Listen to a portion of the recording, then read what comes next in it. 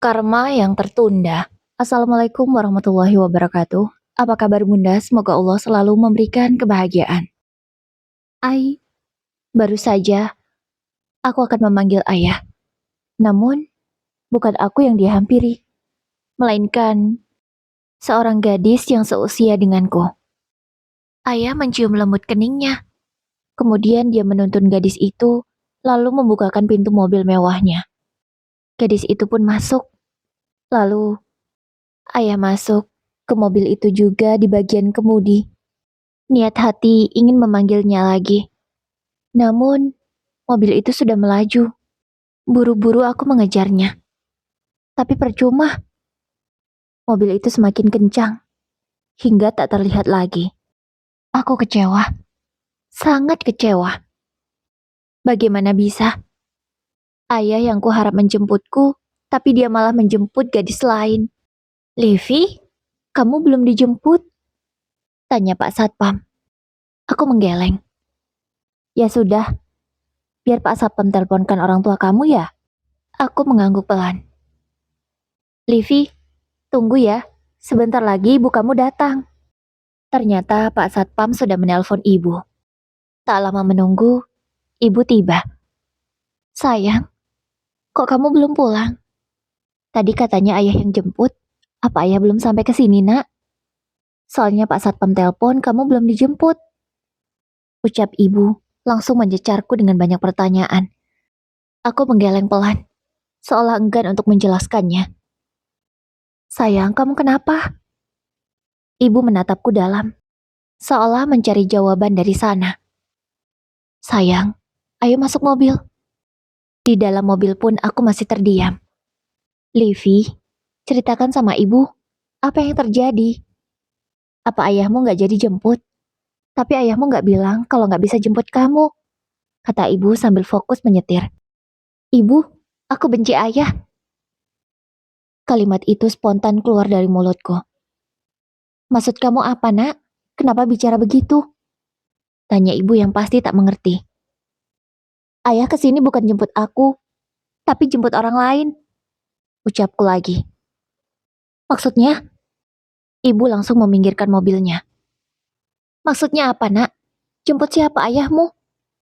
Ibu memegang pundakku dan menggoyangkannya. Ibu tak sabar mendengar jawabanku. Aku nggak tahu siapa namanya, Bu. Tapi dia sekolah di sekolahan yang sama aku. Ayah menjemput dia, menciumnya. Bahkan ayah juga bukakan pintu untuk gadis itu. Jawabku penuh emosi. Ibu terdiam, menghempaskan punggungnya di jok mobil. Maksud kamu, nak? Ayah kamu jemput anak lain yang sekolah di sekolahan yang sama kamu? Tanya ibu. Iya, jawabku singkat. Karena aku merasa saat itu, aku sangat kecewa dengan ayah. Beberapa hari kemudian, ayah tak pulang ke rumah. Padahal, aku ingin bertanya siapa anak itu. Tapi sampai sekarang aku belum bisa ketemu ayah. Ayah kemana sih, Bu? Tanyaku ke ibu yang sedang asyik merawat bunganya. Sayang, nanti kalau ayahmu mau pulang, pasti pulang kok. Jawab ibu. Aku melihat ada senyum yang dipaksakan dari bibirnya. Ibu gak sedih ayah gak pulang? Tanyaku tegas. Ibu menghentikan aktivitasnya. Kini pandangannya beralih ke arahku dan fokus menatapku. Ibu sedih, Livi. Tapi, ibu kuat. Livi pasti juga bisa kok. Aku tak mengerti apa yang ibu ucapkan. Aku hanya terdiam dan menunduk. Tapi Livi kangen ayah, Bu. Ucapku dengan sedih. Sayang, kamu gak usah terlalu kangen sama ayah ya mulai sekarang. Karena kalimat ibu terhenti. Karena apa, Bu? Karena ayah sudah punya anak yang lain, sehingga ayah lebih sayang sama anak itu daripada aku. Aku bertanya penuh emosi. Enggak begitu. Sudah ya, jangan tanya dulu soal ayah. Kamu lanjut belajar, Gi. Besok ujian kan? Ucap ibu mengalihkan perhatianku. Ternyata kalimat ibu sukses membuat aku lupa dengan ayah. Aku fokus belajar, karena memang aku suka belajar. Hal itu juga yang membuatku introvert. Aku nggak suka main keluar. Aku lebih suka di rumah menghabiskan waktuku dengan belajar, membaca buku, atau bermain sendirian. Aku yang sedang fokus belajar, tiba-tiba mendengar suara gaduh dari luar. Suara itu mengalihkan perhatianku. Buru-buru aku keluar, takut terjadi sesuatu dengan ibu. Sampai kapanpun, aku nggak akan pernah menandatangani surat persetujuan itu. Aku nggak akan pernah merestui kalian. Kalau kamu mau menikah lagi, silahkan ceraikan aku. Dan jangan pernah injakkan kakimu lagi di rumah ini. Ibu mengatakannya dengan berteriak. Itu membuatku takut. Ditambah saat ini aku sudah melihat keadaannya.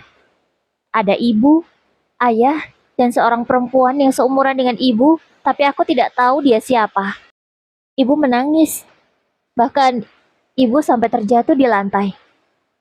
Dasar kalian berdua, sama-sama penggoda, tidak tahu malu. Ibu berteriak lagi. Dan aku melihat ayah mengangkat tangannya, hampir melayangkan tangan itu ke wajah ibu. Buru-buru aku berteriak untuk mencegahnya. Ayah! Ibu, ku peluk ibu. Aku takut kalau sampai ayah menyakiti ibu. Ibu, aku menangis di pelukan ibu. Tenang sayang, ibu gak apa-apa. Ibu akan menjagamu. Sejak saat itu, aku tak mengerti apa yang terjadi di antara mereka. Namun ayah tak pernah pulang. Sekalipun ayah tak pernah menjenguk kami. Aku sempat bertanya pada guruku dan teman-temanku, sebenarnya rumah tangga orang tuaku kenapa? Dan mereka menjawab, mungkin orang tuaku bercerai. Apa benar begitu?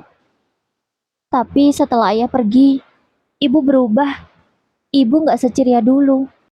Ibu lebih banyak diam, murung, menyendiri, dan jarang ngajak aku main.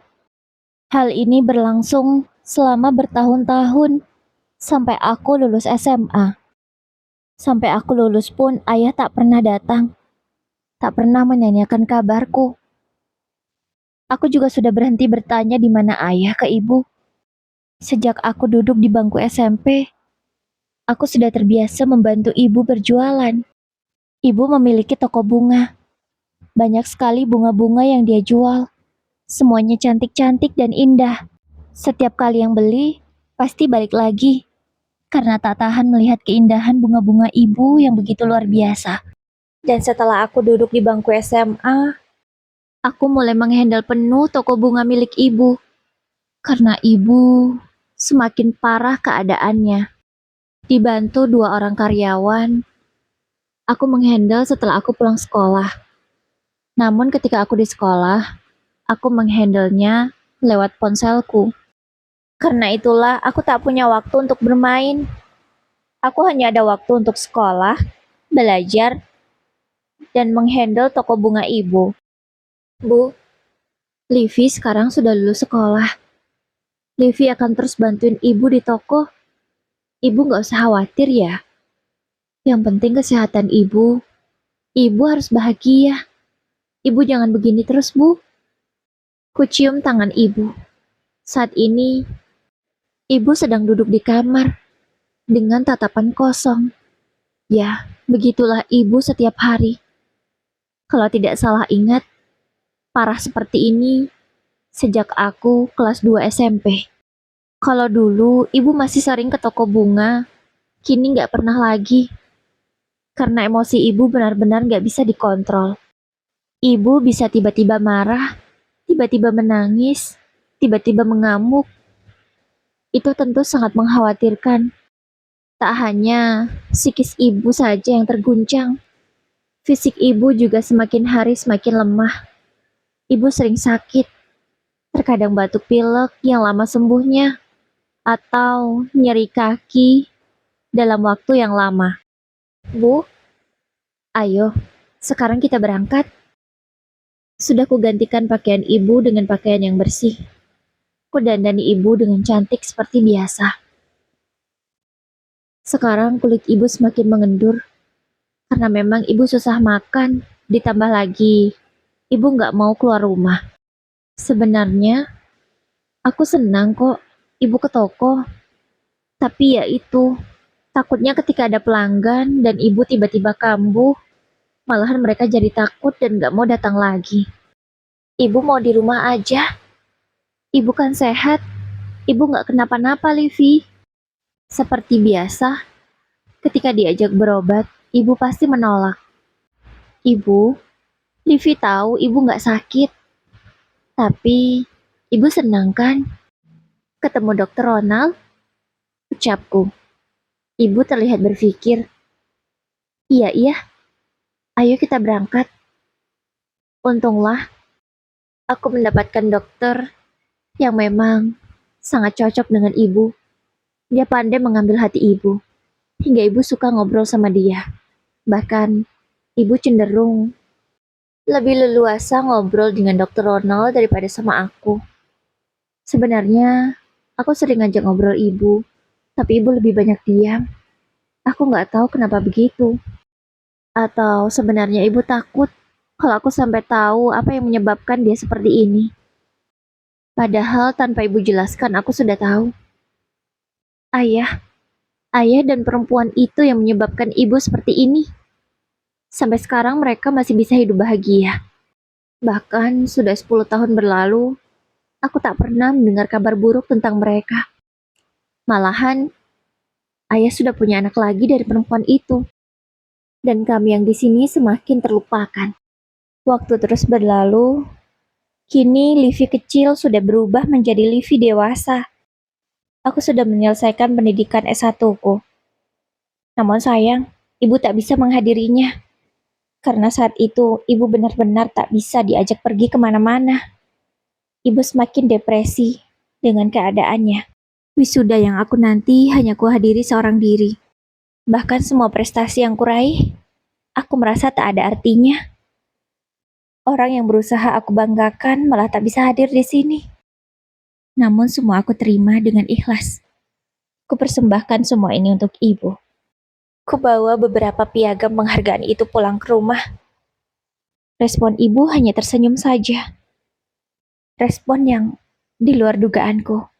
Kupikir ibu akan bahagia melihatku sukses seperti ini. Sabar, Livi. Ibumu sedang sakit. Kamu harus sabar. Bukannya ibumu tak bahagia kamu seperti ini. Ibumu pasti bahagia. Tapi dia tidak tahu bagaimana caranya mengungkapkan rasa bahagia itu. Sehingga ibumu hanya bisa tersenyum tipis saja. Untuk merayakan kelulusanku, aku ingin mengajak ibu makan malam di luar. Ibu, ayo kita pergi. Ibu terlihat menurut, tidak melawan seperti biasa. Kita mau kemana? Tanya ibu.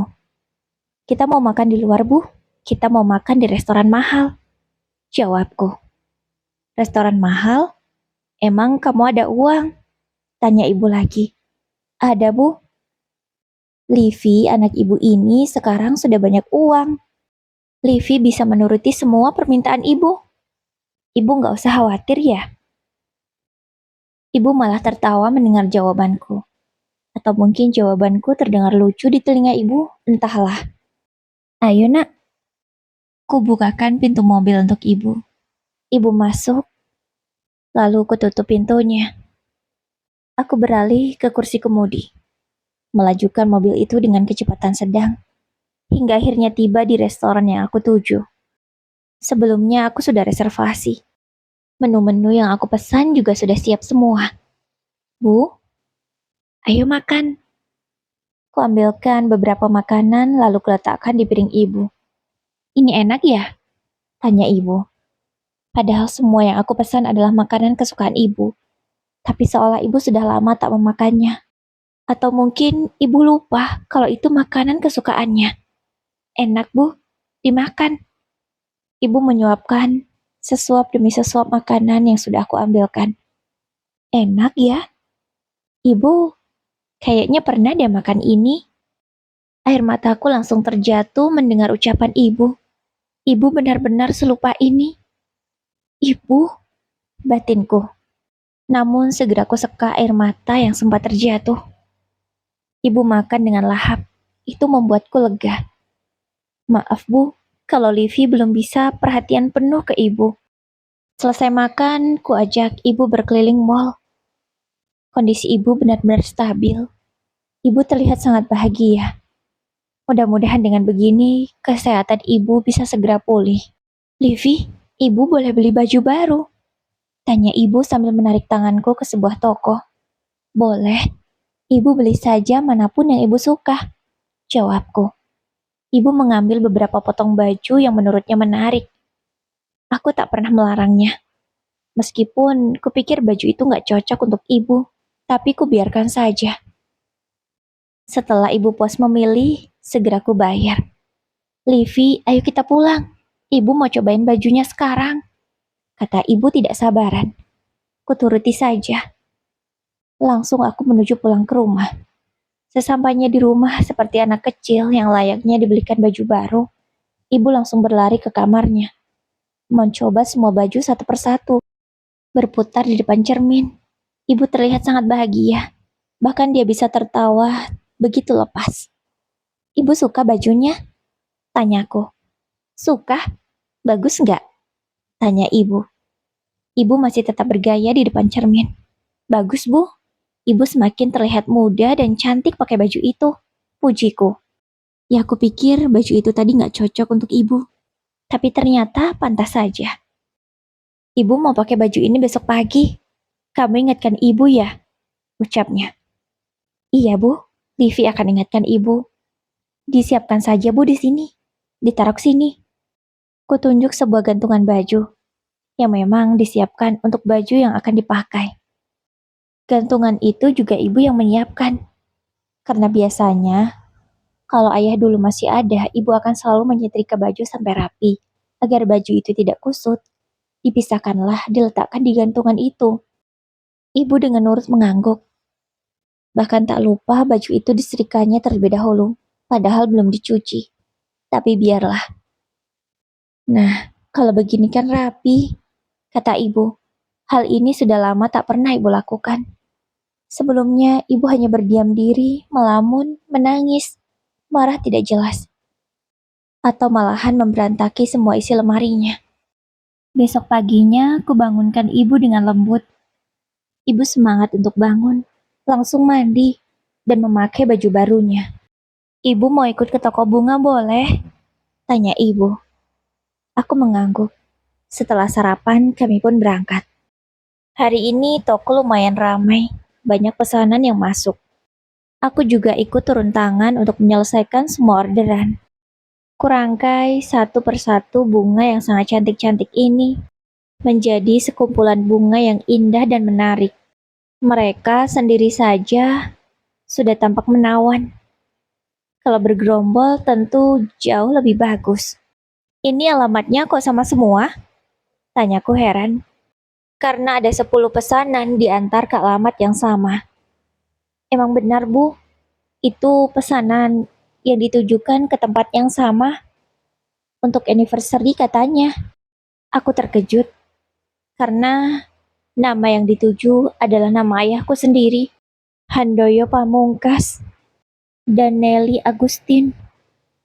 Nelly Agustin adalah nama istri ayah, tapi bukan ibuku. Nama ibuku Puspita Sari. Jadi mereka merayakan anniversary pernikahan. Oh ya, ini anniversary ke-10 mereka. Untuk saat ini silahkan kalian nikmati kebahagiaan ini. Mungkin kalian tak akan pernah merasakan sakitnya seperti aku dan ibu.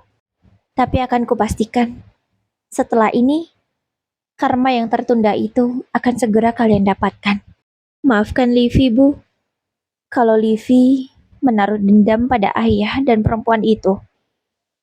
Ucapku dalam hati. Ibu masih dengan semangat merangkai semua bunga-bunga pesanan. Tanpa ibu sadari, kalau bunga-bunga itu untuk merayakan pernikahan suaminya sendiri, tapi dengan perempuan lain. Kalian jangan sebutkan siapa penerimanya ya. Aku memberi kode semua karyawanku. Aku tak ingin ibu mendengar atau ibu tahu bahwa bunga yang sedang dia rangkai untuk siapa. Setelah semua siap, bunga-bunga itu akan segera dikirim. Tapi bukan hanya 10 yang aku kirim, melainkan 11. Satu lagi adalah kado spesial dariku. Sebuah karangan bunga yang cukup besar, dengan tulisan yang pasti akan terbaca jelas oleh setiap pembacanya. Sejam kemudian, karyawan yang bertugas mengantarkan pesanan sudah kembali lagi ke toko. Gimana Rudi? Sudah kamu letakkan sesuai yang aku minta? Tanyaku. Sudah bu, ini fotonya. Rudi menunjukkan foto di ponselnya, plus dengan video. Bagus, kamu pandai. Ini tips untuk kamu. Kuberikan 50.000 untuk Rudi karena dia sudah mengerjakan tugasnya dengan baik. Wah, terima kasih bu. Lumayan untuk beli makan siang tambahan, katanya kegirangan. Ya, aku memang sudah menyediakan makan siang untuk semua karyawan. Aku juga selalu tanya pada mereka, hari ini mau makan siang pakai apa. Namun entahlah Rudi, uang 50.000 yang aku berikan tadi malahan dibelikan makanan dengan jumlah yang cukup banyak. Sehingga kami semua yang ada di sini bisa mencicipinya juga. Kamu tuh gimana sih? Uang itu kan untuk kamu, kok malah kamu belikan makanan semua?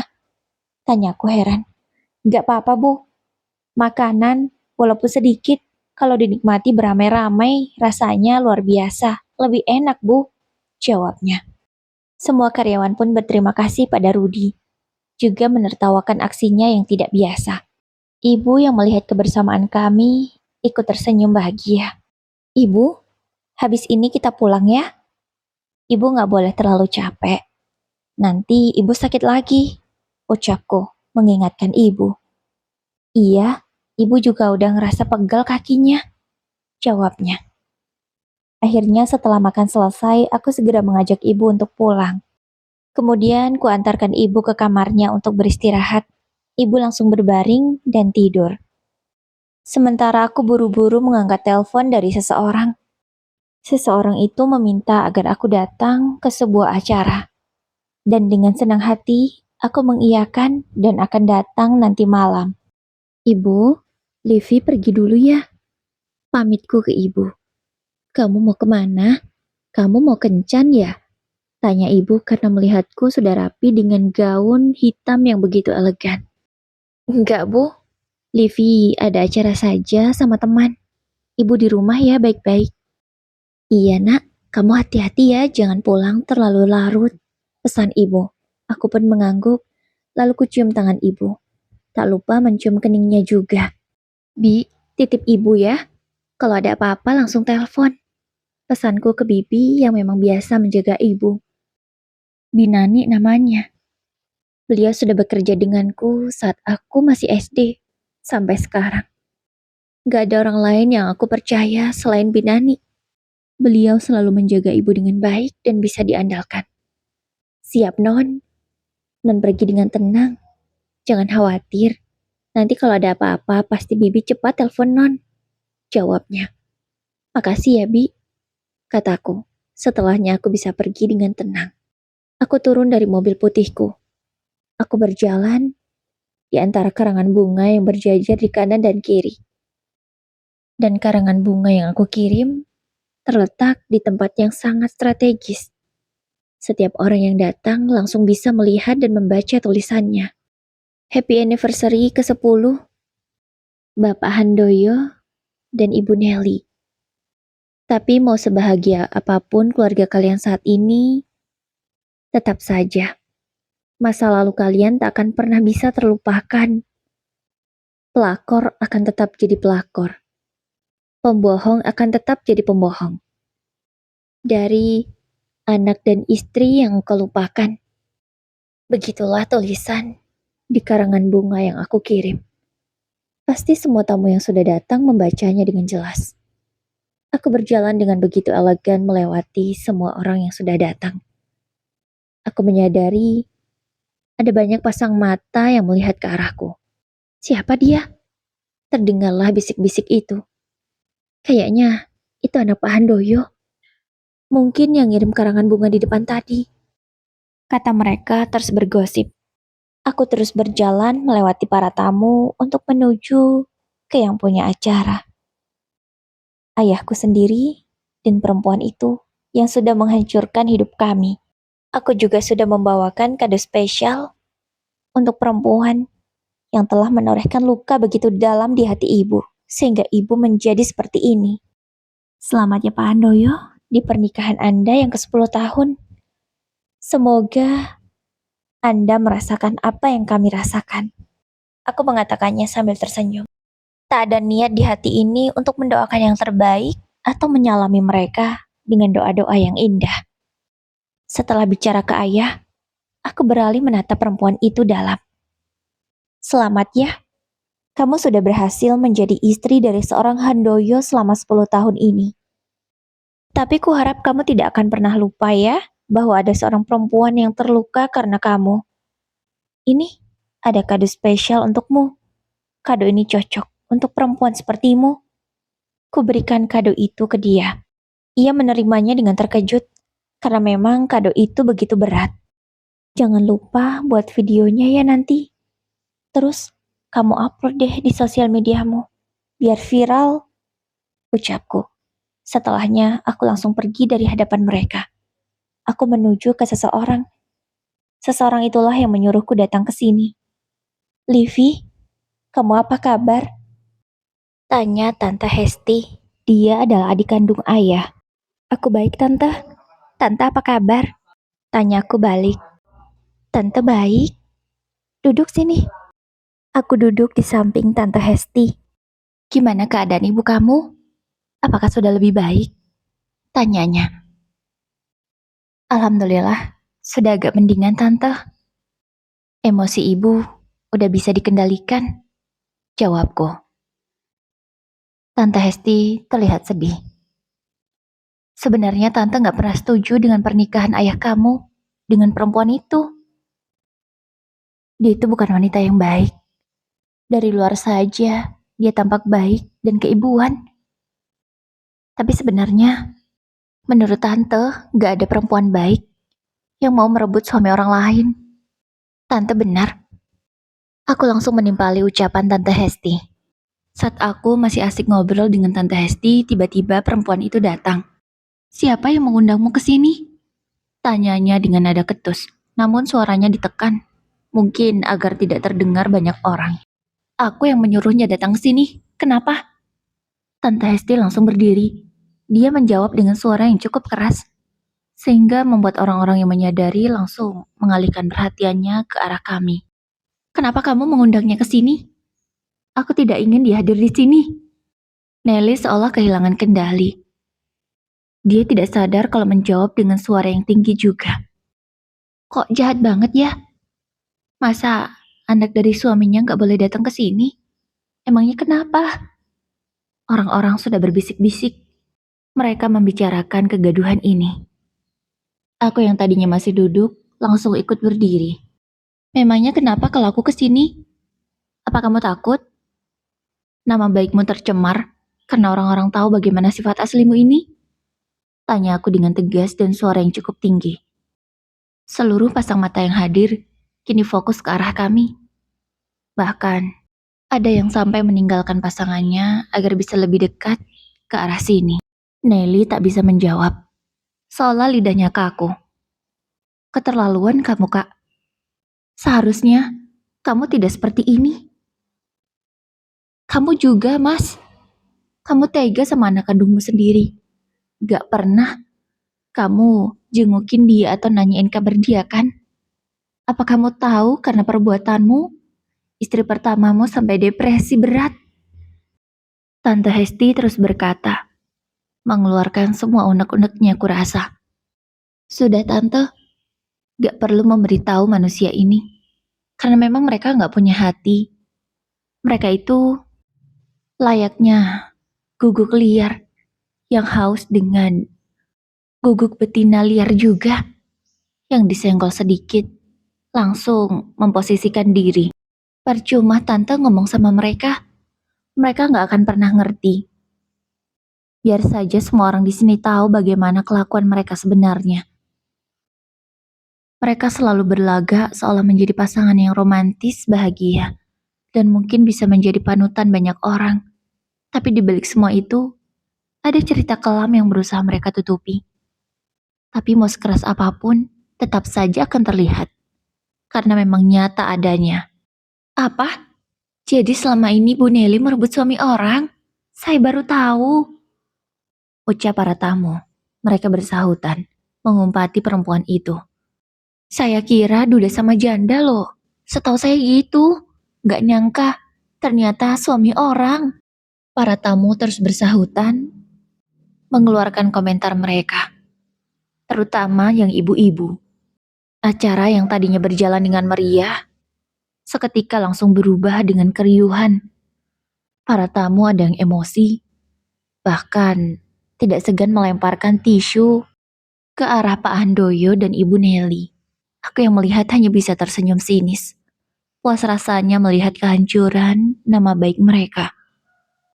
Sudah, kita pulang saja, Pak. Beberapa ibu-ibu mengajak suaminya untuk pulang. Sang penyahaja tak bisa mencegah kejadian itu.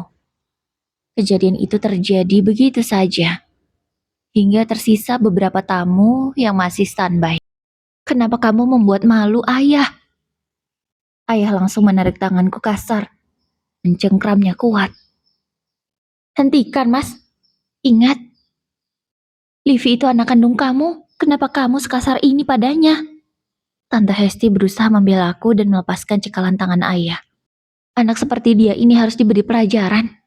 Dia malah membuat kegaduhan. Ucap ayah dengan suara yang begitu menggelegar. Pak Handoyo, hentikan. Tak sepantasnya Anda melakukan ini di depan umum. Dia adalah putri Bapak. Mau bagaimanapun, dia tetap putri Bapak. Dari sini saya semakin yakin bahwa Anda memang bukan seorang pemimpin yang baik. Pak Handoyo yang terhormat baru menyadari tingkahnya yang berlebihan. Lalu dia melepaskan tanganku. Seolah dia baru tersadar bahwa apa yang dia lakukan di depan umum ini sangat membahayakan dirinya sendiri. Pak Handoyo, mohon maaf. Saya harus memutuskan kerjasama kita di sini. Saya tidak bisa bekerja sama dengan orang seperti Anda. Kalau begitu, saya permisi, Pak. Jangan pernah lagi Anda menghubungi saya. Orang-orang yang berpakaian jas rapi itu langsung meninggalkan tempat acara. Handoyo berusaha mengejar mereka. Namun, mungkin bodyguard-nya langsung mencegahnya dan melarangnya. Aku tersenyum puas melihat pemandangan ini. Padahal niatku hanya ingin memberi kado spesial saja. Tapi, malah aku diberi suguhan yang luar biasa. Kalau gini caranya aku gak perlu capek-capek membalas dendam kan? Gimana ini, Mas? Bukankah Pak William itu investor terbesar kita? Perempuan itu bertanya pada suaminya. Iya, Mah. Sudah habis semuanya. Investor kita hanya tinggal beberapa dan itu kecil. Ayah rasa gak bisa ini. Laki-laki yang berumur hampir setengah abad itu hanya bisa meraup wajahnya kasar, mengacak rambutnya. Ia terlihat begitu frustasi. Bahkan di otakku ini sempat terbersit. Apakah mungkin dia akan stres seperti ibu? Tante, Livi pulang dulu ya. Kasihan ibu. Ibu pasti sudah nunggu aku. Pamitku ke Tante Hesti. Ya sayang, kamu hati-hati ya. Pak Handoyo hanya melihatku dengan tatapannya yang tajam. Tapi tak kuhiraukan. Aku terus berjalan, lalu pulang. Sesampainya di rumah, aku membuka ponsel. Ternyata Tante Hesti mengirimkan sebuah video. Video itu menunjukkan kalau Pak Handoyo dan Ibu Nelly bertengkar hebat. Mereka berdebat karena saling menyalahkan. Untuk kesekian kalinya, aku tersenyum puas. Tante Hesti juga bilang kalau pertengkaran kali ini lebih hebat daripada biasanya. Oh, jadi mereka juga sering bertengkar sebelumnya. Bagus. Dan tanpa aku sadari, dan mungkin Pak Handoyo dan juga Bu Nelly menyadarinya, ada seseorang yang memviralkan video kejadian malam anniversary mereka. Dalam waktu sehari saja, video itu sudah meledak. Penontonnya sampai ratusan ribu. Para netizen yang memang suka mencari-cari kesalahan orang lain itu langsung menemukan kebusukan mereka. Ternyata selain pebisnis yang handal, seorang Handoyo juga penipu ulung. Selama ini, orang-orang yang sudah dia tipu berusaha dia bungkam. Namun sekarang mereka semua berani speak up. Dan update yang terbaru, banyak yang melaporkannya ke polisi. Memang benar ya, ternyata karma mereka itu hanya tertunda, bukan tidak ada. Cukuplah 10 tahun ini mereka merasakan bahagia. Tapi setelah ini, tak ada lagi. Aku yakin, cepat atau lambat seorang Handoyo pasti akan dipenjara. Bisnisnya bangkrut. Dan perempuan itu tentu tak akan mau menikah dengan laki-laki yang tak punya apa-apa. Apalagi kalau benar sampai masuk penjara. Pasti dia akan meninggalkan laki-laki itu. Karena aku tahulah, perempuan bertipe seperti Nelly itu bagaimana orangnya. Dia hanya mau hidup enak. Ya, dia mendekati ayahku pasti karena ayahku sudah kaya. Kalau ayahku miskin, pasti dia nggak mau. Namanya juga perempuan murahan. Bisa dibeli dengan uang. Sudahlah, Livi. Fokus lagi ke ibu. Ibu lebih membutuhkan kamu daripada yang lainnya. Aku fokus lagi kesembuhan ibu. Ibu semakin hari semakin baik.